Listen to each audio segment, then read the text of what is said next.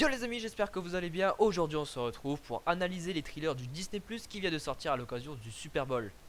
Pour quelques secondes on peut voir la série The Falcon et The Winter Soldier, WandaVision et pour terminer Loki. On commence dans l'ordre avec la série The Falcon et The Winter Soldier, avec pour premier plan le bouclier de Captain America planté dans un arbre dont Sam le récupère suite a priori à son lancer de bouclier dont on peut le voir juste après. A mon avis, il s'entraîne pour bien le manipuler. Mais la question qu'on se pose, c'est où il s'entraîne. Est-ce tout simplement dans un autre QG, car on dirait qu'il est dans la nature, comme dans un bois, comme à la fin d'Endgame. Juste après, de l'action dans les airs avec pour une fois son nouveau costume en action. Je sais pas trop où il se bat et avec qui il est, mais c'est très mystérieux. Par la suite, cette scène montre le soldat de l'hiver pointer l'arme sur Baron Zemo, dont on peut voir qu'il est maintenant en liberté. Serait-il le méchant de la série? Bref, plein de questions auxquelles on aura la réponse très bientôt.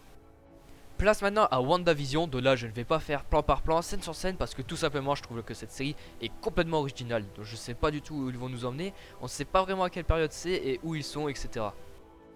Pourquoi est-ce en noir et blanc? Pourquoi Wanda porte des vêtements différents? Je pense que le début de la série se focalisera sur la relation entre Wanda et Vision ainsi que leur histoire.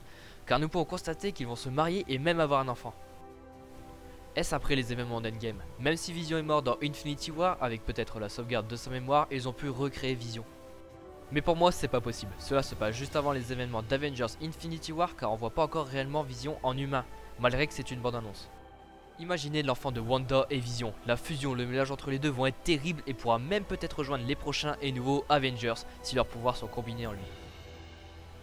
Avant le logo de The Falcon et The Winter Soldier, on peut voir un autre Captain America qui lui serait embauché par le pays parce qu'ils ne reconnaissent pas encore le Faucon en nouveau Captain America, surtout après les événements de Civil War. Ensuite, le logo Loki qui se change plusieurs fois. Serait-ce par plusieurs logos dus à plusieurs Loki?